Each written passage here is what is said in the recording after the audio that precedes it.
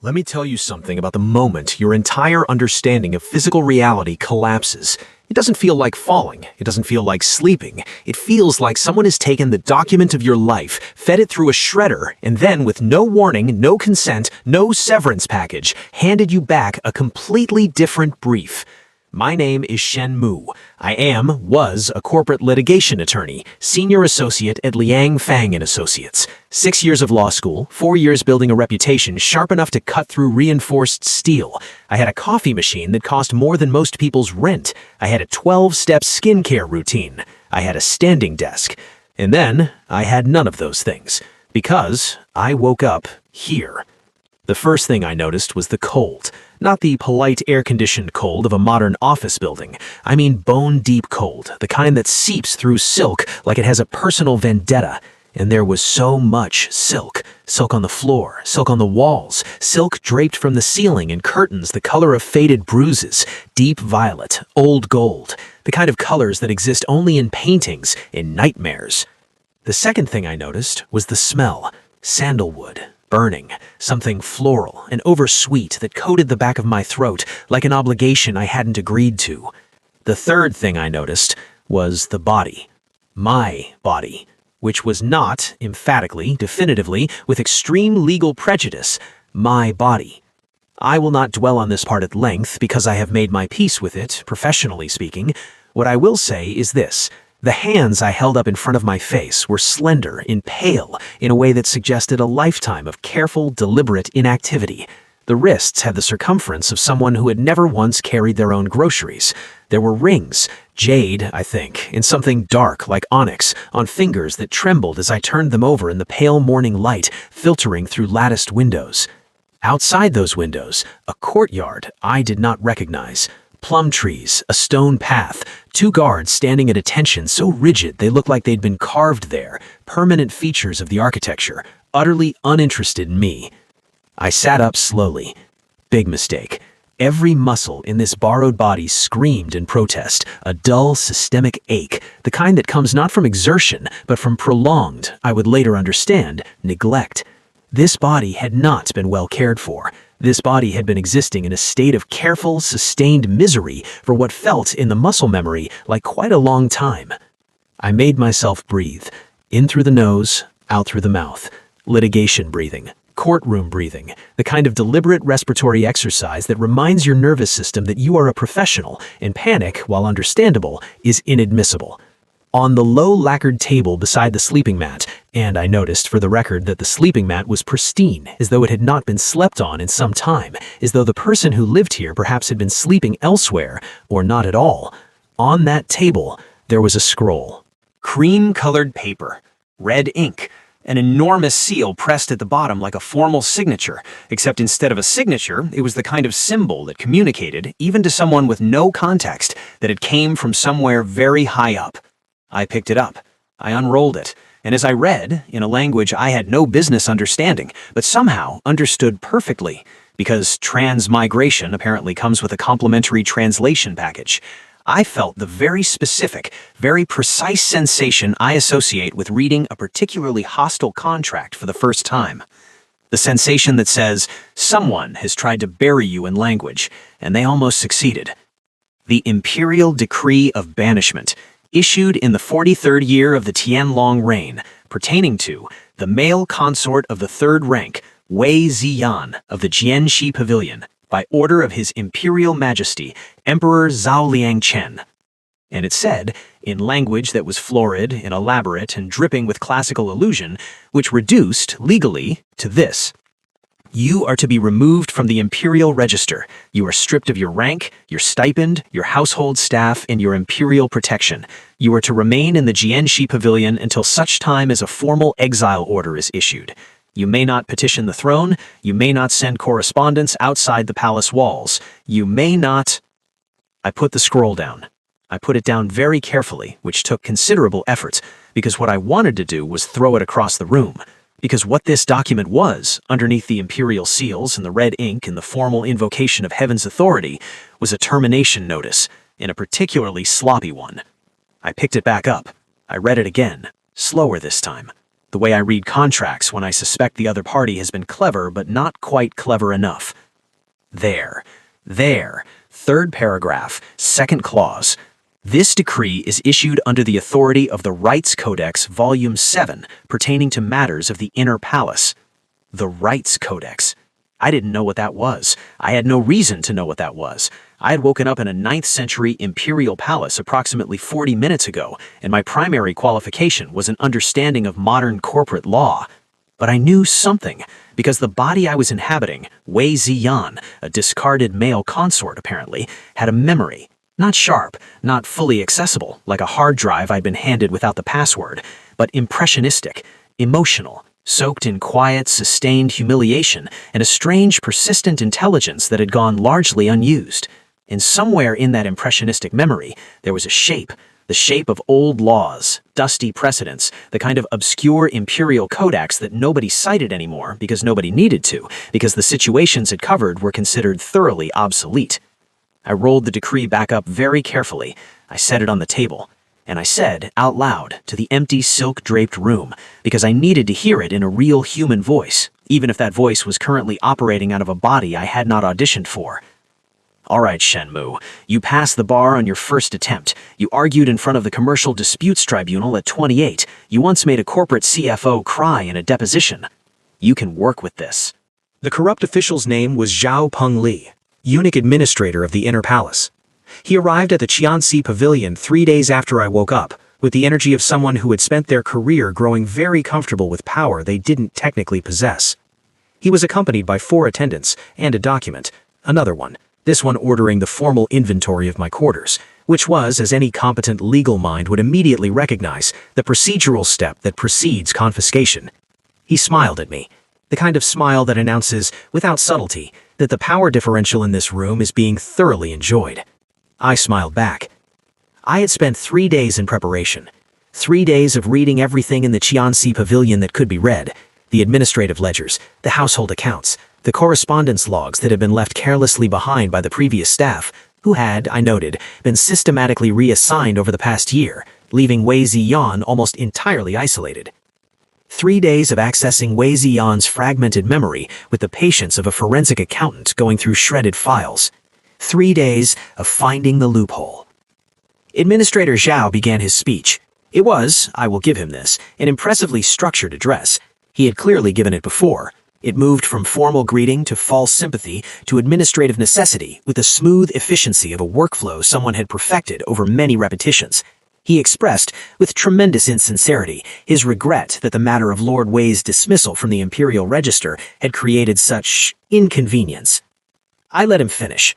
Then I said very quietly, in the voice of someone who has reviewed the relevant documentation and confident in their position, Administrator Zhao, before you continue, I'd like to cite the supplementary provisions of the Rights Codex, Volume 12, Section 4, the section pertaining to the rights of petition for individuals of former imperial rank. He stopped smiling. Good. I hadn't been entirely sure Volume 12 existed. I'd pieced it together from 3 separate references in Wei Ziyan's fragmented memory, cross-referenced against the administrative ledgers, like reconstructing a statute from citations alone. But the look on Zhao Peng Li's face told me I'd gotten it right. Section 4, I continued, because momentum in legal argument is everything, establishes that an individual who has held third-rank status in the Inner Palace and has been issued a banishment decree retains for a period of 30 days following the decree's issuance the right to submit a formal petition directly to the throne. This petition cannot be intercepted, denied, or administratively delayed by any officer of rank below the Imperial Court of Senior Advisors. I tilted my head. Your rank, Administrator, is Senior Eunuch of the 4th Administrative Division, unless I'm mistaken about the palace hierarchy, and I have been reviewing the ledgers quite carefully. That falls below the threshold specified in Section 4. Silence. The 4 attendants were staring at me with a particular expression of people who had expected this to be a routine visit and are now recalibrating dramatically. Administrator Zhao said very carefully, Lord Wei has never before shown interest in the Codex. I smiled. It was Wei Ziyan's face doing the smiling, but the architecture behind it was entirely Shenmue. Lord Wei, I said, has had some time to think. I submitted the petition that afternoon, through a channel that Zhao Peng Li could not technically block without violating the exact provision I had cited. I know because I watched him try to find a way to block it. I could see the calculation happening behind his eyes, the search for a counter-provision, a higher authority, a procedural workaround, and I watched him come up empty. The petition reached the throne in 2 days, and on the third day, the emperor came to the Qianqi pavilion. I need you to understand something about the physical reality of an emperor arriving at your quarters. It is not, in any meaningful sense, like anything in the modern world. There is no adequate frame of reference. The closest I can construct is imagine you have been living alone in a very quiet house, and then the house itself becomes aware of you. Not a person entering the building, the space. Everything in the immediate environment reorganizes around a single point. I heard them before I saw them, the outer courtyard going silent, not the silence of emptiness, the compressed silence of many people choosing absolute stillness simultaneously. Then the sound of boots on stone, a rhythm too measured to be anything other than deliberate. Then the guards at my door, the 2 carved stone ones going from rigid to something that transcended rigidity, some posture beyond posture. Then the door opened, and I understood for the first time, viscerally and without any ambiguity, why the phrase commanding presence exists in every language on earth. Emperor Zhao Liangchen was, I will be professionally accurate about this, not what I had constructed in my mind. My mental image of an emperor had been assembled from drama productions and textbook illustrations, formal, ornate, probably older, probably softened by power and comfort. Zhao Liangchen was none of those things. He was perhaps 30, perhaps slightly less, tall in a way that seemed to alter the dimensions of the room. His robes were dark, deep blue-black, almost no ornamentation, which I would later understand was its own kind of statement, the deliberate restraint of someone who requires no decoration to communicate authority. His face was, and I'm being a factual witness here, not editorializing, extraordinary. The kind of face that seems to have been constructed with structural integrity as the primary criterion. Strong lines, eyes that were very dark and very still, and which moved across the space with the unhurried precision of someone cataloging. Those eyes landed on me. I stood up. Not because I was intimidated, I was absolutely intimidated, let the record reflect, but because standing up is what you do in a courtroom when something significant is about to happen, and every instinct I had was telling me this was, in every meaningful sense, a courtroom. He looked at me for a long moment. Then he said, in a voice that was, there is no diplomatic way to say this, distractingly low and precise, like each word had been selected by a committee and approved before deployment. You cited the supplementary provisions. Not a question, an observation with the weight of a judgment behind it. I did, Your Majesty, I said. No one has cited the supplementary provisions in my reign, possibly in my father's reign either. The provisions are valid regardless of frequency citation, Your Majesty. Another pause, longer this time. Then, and this is the detail I have returned to many times because it was entirely unexpected, the corner of his mouth moved.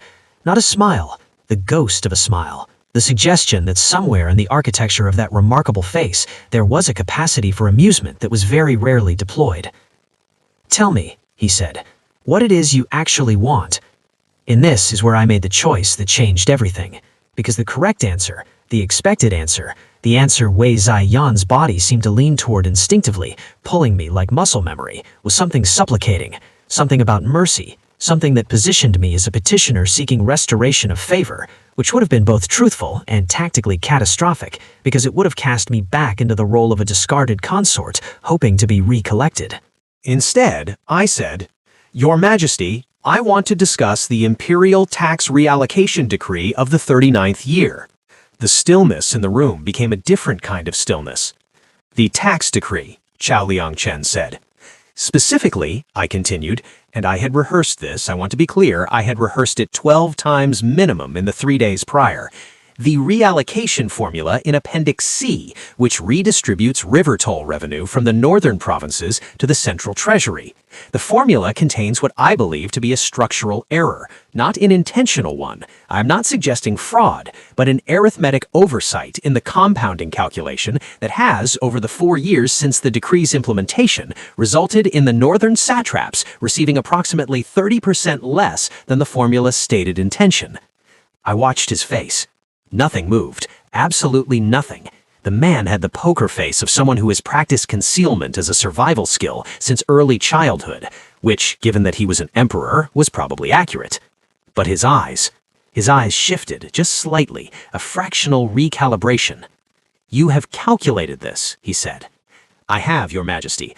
I can demonstrate the calculation if you have access to the relevant revenue ledgers, which I suspect you do given that you are the emperor." Another pause. Then he said, very quietly, "The northern satraps have been sending complaints to the Court of Revenue for 3 years." "I know," I said. "I read the administrative correspondence that was left in the pavilion.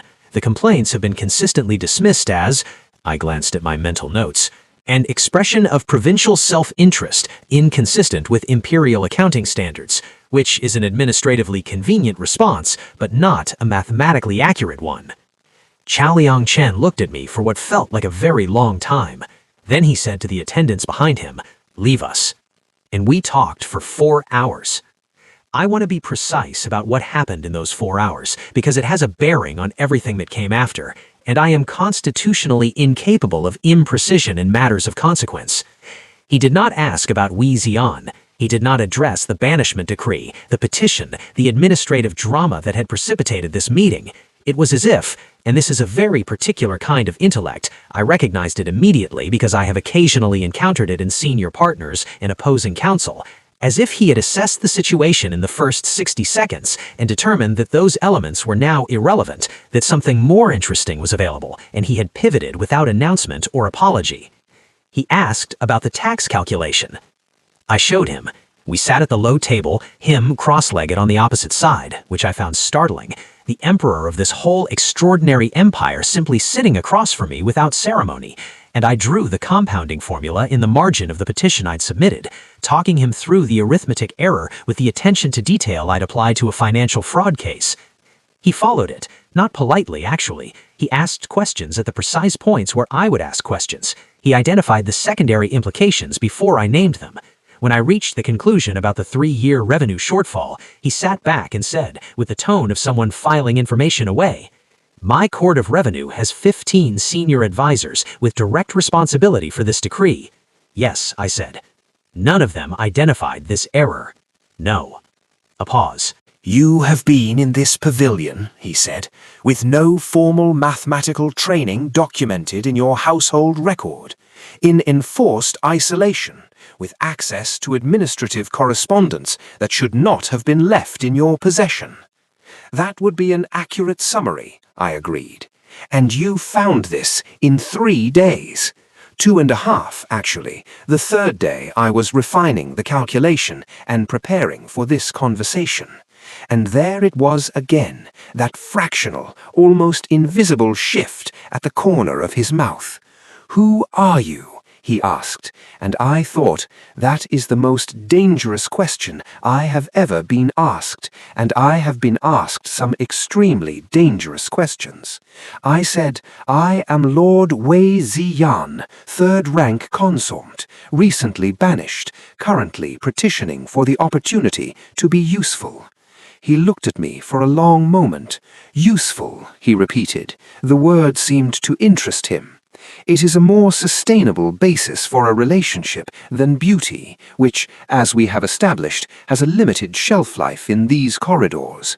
And this time it was unmistakable. It was brief and quickly contained, but it was real. He smiled. He left the Qianxi pavilion as the sun was setting. He did not address the banishment. He did not formally rescind it or confirm it. He simply stood and gave me a look that I had learned in my years of practice to categorize precisely. It was the look of someone who has decided they are coming back. He came back the following night, and the night after that, and the night after that.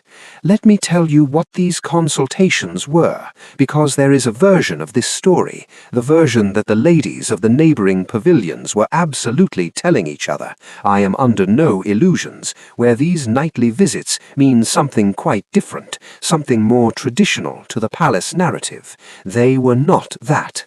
They were, in the truest and most disorienting sense, the most intellectually intense experience of my life, including law school, including the Baolin Financial Group fraud case, which had previously held the record. Zhao Liang-chen arrived each night between the second and third evening watch, always without formal announcement, or rather with the palace equivalent of without announcement, which means he sent exactly one attendant ahead instead of the full ceremonial train, which I was told later was a significant departure from protocol, and had sent the senior chamberlains into quiet, dignified panic. He arrived, he sat, he brought scrolls, his scrolls, ongoing policy disputes, administrative grievances from the outer provinces, draft legislation that his senior advisers had prepared, and which he regarded, I gathered, with the same mixture of respect and deep personal suspicion that I have for any document I haven't written myself. He'd lay them out on the table between us, a low lacquered table that was objectively not large enough for two people to work at simultaneously without some significant renegotiation of personal space, and he would say, in that precise, unhurried voice, "Tell me what you see," and I would tell him, because here is what I discovered in those long evenings over ink and lamplight. The principles of legal analysis are not error-specific. A contract is a contract, whether it's printed on A4 paper in a glass-walled office or brushed in classical script on cream-colored imperial parchment. The anatomy of an argument, premise, evidence, implication, and conclusion does not change with the century. The tactics of institutional self-interest, the structural patterns of corruption, the way power embeds itself in administrative language and hides behind procedural complexity, eternal. Completely eternal. I told him during the consultation on the third night about a principle I had used in a property dispute 3 years prior, the concept of nested obligations, where a primary agreement generates secondary duties that can override the primary agreement's stated terms under specific conditions. I translated it into the framework of his feudal land tenure system as I spoke, watching his face. He was listening the way extraordinarily intelligent people listen when they are encountering something genuinely new, completely still, eyes focused at a point slightly above my shoulder, which is where very internally active thinkers look when they're processing something in real time. Then he said, "That principle, if applied to the river garrison treaties." And he stopped, and I saw it, the moment he saw it. I knew that moment. I had had that moment myself in a seminar room at law school, when I understood for the first time how a single conceptual framework could reorganize a dozen separate problems into one solvable system. The moment when the map of something clarifies. His eyes came back to mine, direct, something in them that was different from his usual controlled assessment, something more open briefly before being recovered. He said, "How do you know this?" Not a question about Wei Ziyon, not about palace education or scholarly training. A question about me, about whatever it was in me that he had been noticing, I think, since the very first day, and had been circling with the patience of someone who is very good at not asking the questions they most want answered. I said, "I read widely." He said, "The standard inner palace curriculum does not include nested obligation theory."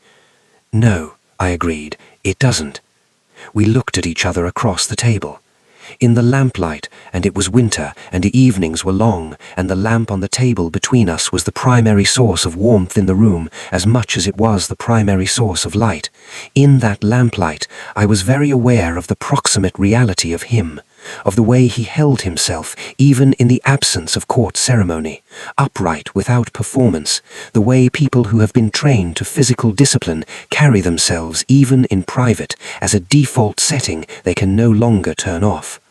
I was aware of his hands, He had, and I mention this purely in the interest of accuracy, remarkable hands, long-fingered, precise in their movements. When he pointed to a section of a scroll to indicate the passage he was discussing, it was with the kind of exactness that never wasted gesture. Those hands on the fourth night reached across the table to turn a scroll toward me, and the edge of his sleeve passed within, I would estimate, 3 centimeters of my wrist. My pulse, against my considered professional judgment, did something unauthorized. I want to be clear about something. I was a litigation attorney in a previous life. I have argued in front of hostile tribunals. I have faced opposing counsel who spent their careers developing specifically targeted professional psychological pressure as a technique. I have been in rooms where the explicit objective of the other party was to make me feel small, destabilized, and outmaneuvered. I had never felt as consistently, comprehensively outmaneuvered as I felt in these consultations. Because here is the thing about Zhao Liongchen that I had not fully accounted for in my initial assessment. He was doing it back.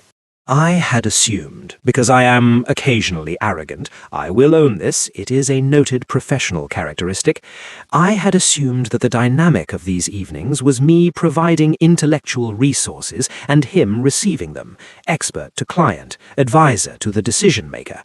I had miscalculated. He was learning from me, yes, absorbing the analytical frameworks I offered with a speed and retention that was, frankly, startling, but he was simultaneously teaching. Not obviously, he didn't announce it, but in the questions he chose to ask, in the problems he selected to present, he was constructing something, an argument almost. A case is being built over successive evenings toward a conclusion I couldn't fully see yet. On the 8th night, he said, very casually, as though it were a minor observation rather than the most precisely targeted thing anyone had said to me since I arrived in this body, he said, "The advisors I have are educated in what has been done. You think about what could be done. This is a rare thing." I said, "Most people find it exhausting." He said, "I find it necessary." And then he went back to the scroll in front of him and didn't elaborate, and I sat there with the specific sensation of someone who has just handed a document and is realizing with increasing alarm that they don't know yet whether it's a contract or a trap. The evenings became a kind of rhythm, a rhythm I had not meant to need. I am a methodical person. I structure my time. In my previous life, I had a calendar so precisely organized that my colleagues once joked it was the closest thing to performance art they had witnessed in a professional context. I did not do well with disrupted schedules. I did not do well with uncertainty, with moving variables, with situations where the rule of law was not the primary operating framework. And yet, I began to notice around the 6th day that I was thinking about the evening consultation before it arrived, not strategically, not planning what arguments to present or what topics to raise, but thinking about it the way you think about the one fixed point in an uncertain day, the one coordinate you can navigate from. On the 9th night, there was a snow squall. It arrived fast, even by palace standards, apparently. I could tell because when the night watch changed and the cold deepened, 2 servants I had not previously seen appeared with additional braziers for the room, shooting each other sidewise glances that suggested surprise at their own instructions. Zhao had sent them, I realized, before arriving. He had sent them before arriving. I sat with that fact for a moment, and then I picked up a scroll and pretended I had not sat with it at all. He arrived later than usual, when the snow was genuinely heavy, and his dark outer robe had traces of cold on the shoulders that he removed without comment. He sat, he looked at what I was reading, a revenue distribution proposal I had been annotating with suggested revisions in the margins, and he said, "You changed the notation system." I had. I'd started annotating his scrolls using a simplified symbolic system, shorthand I developed in law school for margin notes, and then had realized too late that it was not a notation system that existed in this world. I said, "It's more efficient." He said, and there was something almost warm in it, "Show me." So I showed him, leaning over the scroll together, which required, the table being the size it was, a proximity that was professionally inappropriate by any metric I could cite, my shoulder near his, my hand moving across the parchment while I explained the symbols. He watched my hand. Then he said very quietly, "You are not who I thought you were." I said, without looking up. Lord Wade Xian is a somewhat limited intellectual biography. I have been working to expand it. He didn't mean Wade Xian, he said. I looked up. His face was very close. The lamp between us cast the light in a way that made the angles of his face more pronounced, the dark of his eyes deeper. He was looking at me with an expression that I could not, for the first time in 9 evenings, categorize cleanly. It was not the assessing look. It was not the look of intellectual engagement, which I had catalogued and grown comfortable with. It was something more direct, more personal, more like a closing argument than an opening statement. I said, "Your Majesty." "Zhao," he said, "in this room. You have been speaking to me for 9 evenings about reorganizing the foundational architecture of my administrative state. I believe we can dispense with the formal address." I said, and I will be honest, my voice was slightly less steady than I would professionally prefer. I said, "Zhao, what is it you think I am?" He looked at me for a long moment. "Something unprecedented," he said, "and therefore something I intend to keep." And then he looked back at the scroll and picked up his brush and asked me to continue explaining the notation system. On the 23rd night, he brought a different document. I knew when I saw it that it was different. The parchment was heavier. The seal, when he placed it on the table between us, was not the administrative red of policy documents. It was black, and it was large, and it was the Emperor's personal seal, the one I had only seen in historical records, and which was used, according to those records, for 2 categories of document: imperial edicts of national consequence, and personal contracts of the highest binding order. He didn't say anything for a moment. He sat across from me with his hands flat on the table, not reaching for the scroll, not opening it, just sitting with it there between us, like a question he hadn't yet decided how to articulate. I waited. I am good at waiting, in depositions, in mediation, in the long silence before a verdict. I have learned that silence is not empty, that it is in fact full of extremely useful information if you know how to read it. What the silence told me was this: Zhao Liangchen, emperor of this vast and complicated empire, who had, in 23 evenings, demonstrated a capacity for strategic thinking that I would rank, without flattery and without qualification, among the finest I had encountered in any context. Zhao Liangchen was nervous. Not visibly, not in any way that would be perceptible to anyone who had not spent 23 evenings learning the specific microarchitecture of his composure. But his hands, flat on the table, were very slightly more still than usual, the careful stillness of someone managing their own tension rather than the unconscious stillness of someone completely at ease. He said, "I have been thinking about the structure of the Imperial Advisory Court." I said, "I know. We discussed the structural reforms on the 15th evening. The reforms I have been drafting require a specific type of advisor, someone whose analytical framework exists outside the existing institutional orthodoxy, someone who cannot be captured by factional interest because they have no pre-existing factional allegiance." He was speaking carefully, very precisely, the way people speak when they are building towards something and don't want to be misunderstood. That, I said, is a very accurate description of a very unusual personnel requirement. It is, he agreed, and it describes, as I am sure you are aware, exactly one person in this palace. I looked at the scroll. I looked at him. I said, "What does the document say?" He didn't answer immediately. He looked at me with that expression that I had been unable to categorize on the 9th evening, the one that was more direct than assessment, more personal than intellectual engagement, and it was clearer now, after 2 additional evenings, what it was. It was the expression of someone who has decided. Not hastily, not in a rush of feeling, but in the way that very deliberate, very precise people make decisions when they have gathered sufficient evidence and processed it thoroughly and arrived at a conclusion they are finally prepared to act on. He said, "It is a contract, formal, binding, sealed under my personal authority. It establishes a new position within the imperial advisory structure, senior counsel to the throne. The position carries a rank equivalent to First Minister, independent operational authority within a defined scope and permanent palace residency. He paused. Not in the Qianxi Pavilion. I breathed. The contract also includes, he continued, and something in his voice shifted, not much, but enough, a degree of warmth that he had been allowing in increments over 23 evenings, each evening a fraction more, as though he had been testing the structural integrity of something. A secondary clause. A secondary clause, I said. A personal clause, he clarified, not administrative, not subject to court review.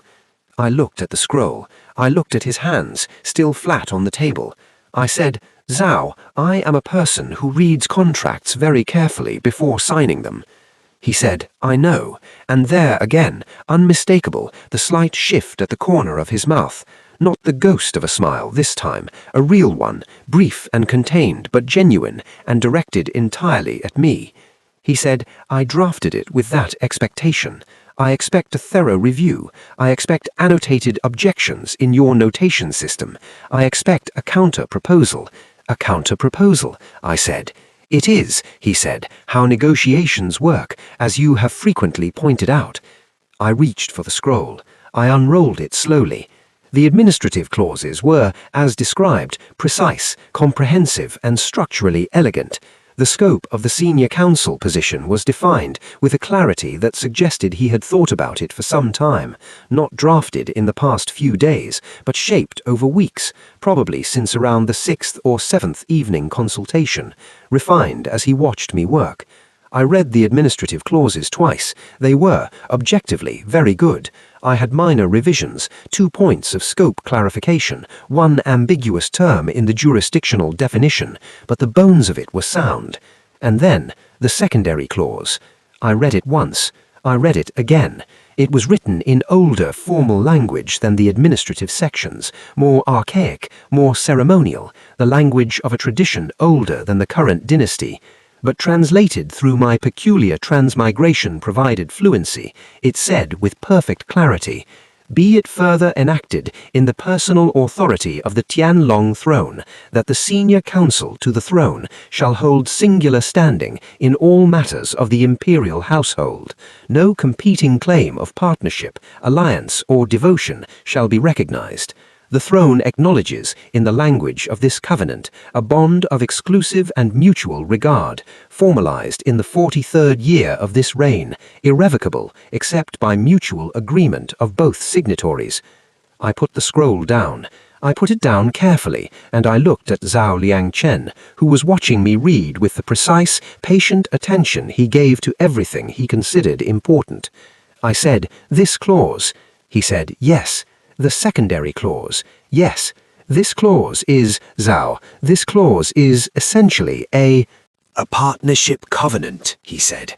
The oldest form of binding personal agreement in imperial law, predates the current dynasty by 4 centuries. Irrevocable, mutual, equal standing of both parties, which is unprecedented, I said, for an imperial partnership. Yes, he said, it is. Silence. The lamp between us, the snow still falling outside the latticed window, quieter now than it had been 3 evenings ago. The 2 of us across the table, where we had sat for 23 nights discussing the architecture of empire, and where we were now sitting discussing something else entirely, something that had been being built alongside the administrative work, in the negative space between the arguments, in the proximity over scrolls, and the notation systems, and the particular way he sent servants to heat the room before he arrived, so that I wouldn't be cold. I said, I have questions about this clause. I expected you would, he said. The mutual agreement requirement for dissolution is genuine, he said. I will not hold you by anything other than your own decision. The equal standing provision is genuine, he said again. I have been considering it for some time. The current advisory structure fails because the advisors have no security. They can be removed, threatened, coerced. If you are to function as a true council, as what you actually are, you require standing that cannot be arbitrarily withdrawn. That is, I said carefully, a very strategic rationale for a personal covenant. It is also, he said, and his voice was quieter than I had ever heard it, the formality stripped back to something more direct. It is a true one. Both things can be true simultaneously. You have pointed that out to me several times. I looked at him. He looked at me. I thought about the 43rd year of the Tianlong reign, which I was apparently in, which was apparently the same year I had arrived, which meant I had been here for 23 days, and something had happened in 23 days that I had not, if I was being honest with myself, the most scrupulously honest barrister in my own court. Something had happened that I had noticed and noted and very carefully declined to fully examine. I thought about the moment on the 9th evening when his sleeve had passed my wrist. I thought about the notation system, and the way he had said, "Show me," and the way he had asked about it the following evening, and then had begun using it in his own margin notes with a fluid ease that suggested he'd practiced it in the hours in between. I thought about "You are not who I thought you were," and something unprecedented, and something I intend to keep. I thought about the fact that he had come to the Kenshi Pavilion every single night for 23 nights, in all weathers, without announcement, and that the senior chamberlains were apparently in a state of sustained professional distress about it, and that he had continued to come anyway. I said, "If I sign this contract, Zhao, I wanted noted that the secondary clause was not fully disclosed in advance of negotiations." The corner of his mouth, duly noted. I also wanted noted that the 30-day window under the supplementary provisions has elapsed, which means the banishment decree is technically still on the record, and the signing of a new imperial contract under a new designation without formally revoking the prior decree creates an administrative ambiguity that... The banishment decree, he said, was revoked on the 4th day. I had it pulled from the record after our first conversation. I stopped. "You didn't tell me," I said. "No," he agreed. "Why?" He looked at me with an expression that, in 23 evenings, I had been cataloguing without being fully willing to name. And now, with the contract unrolled between us, and the lamp burning low, and the snow settling quietly outside, I named it. "Because," he said, "I wanted to know if you would stay without it." Oh. He had revoked my reason for strategic engagement on day 4.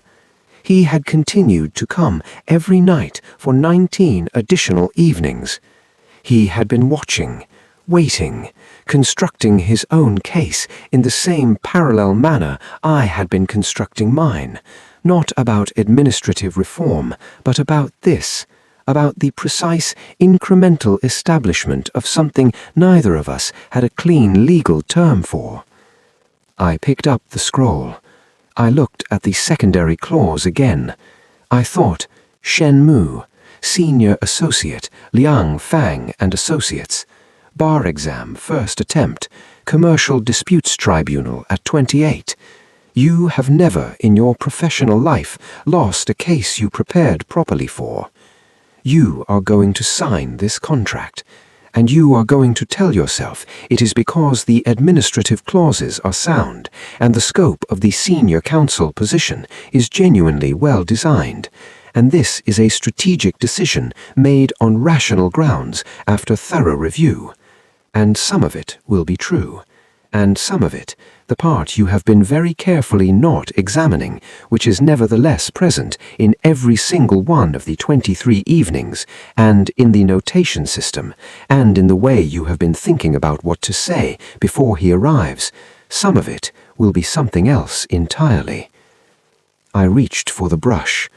He was still watching me, completely still, the forced stillness I had identified as the management of tension, except it was more visible now than it had ever been, the control more deliberate, and something moved behind his eyes, waiting, the specific quality of someone who is very practiced at waiting and who is finding this particular wait more difficult than most.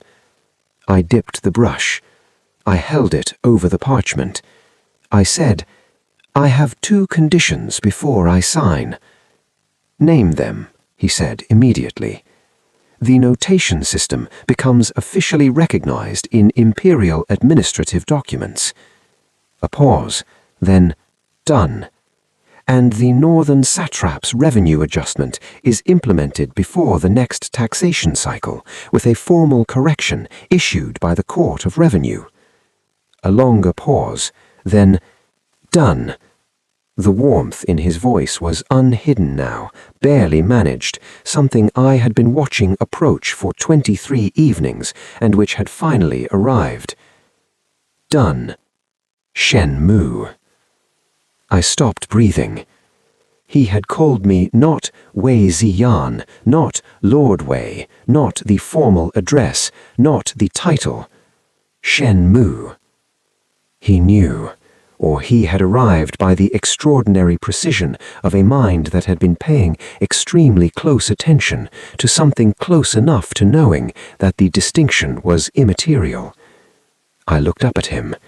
His eyes in the lamplight were very dark and very open in a way I had not seen before. The controlled assessment gone, the careful management gone, something more direct and more honest and more terrifying than anything he had shown me in 23 evenings of the most demanding intellectual engagement of my life.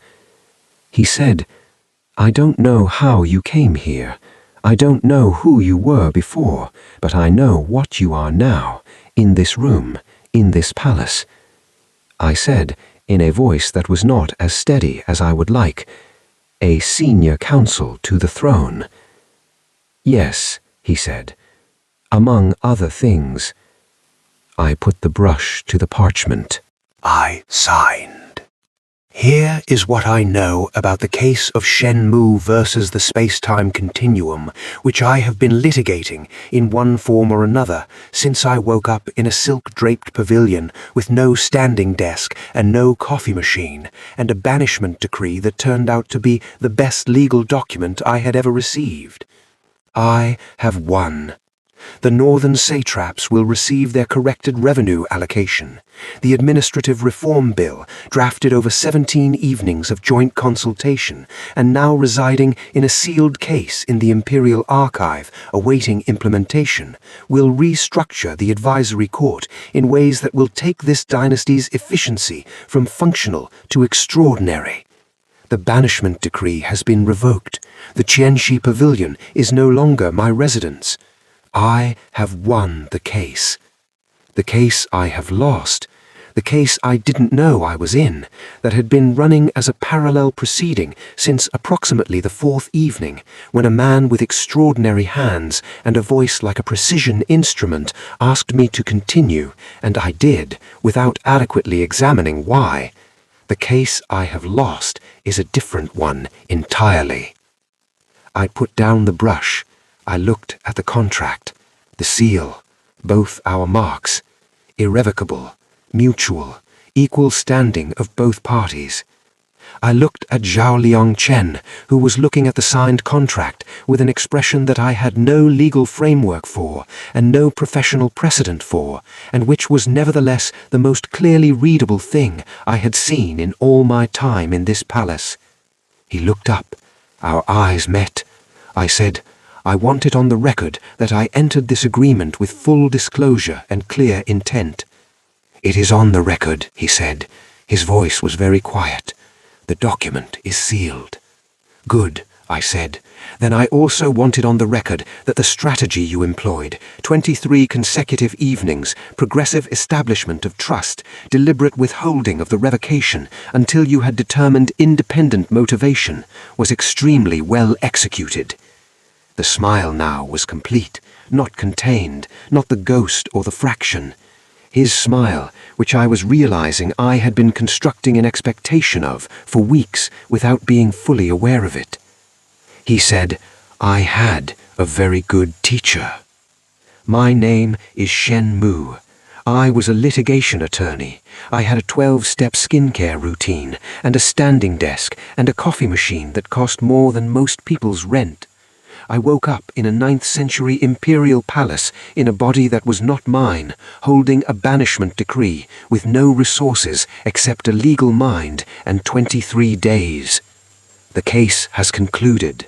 The next case, however, the one sitting across from me right now, watching me with eyes that are dark and open and terrifyingly well informed, I think that one is going to run considerably longer.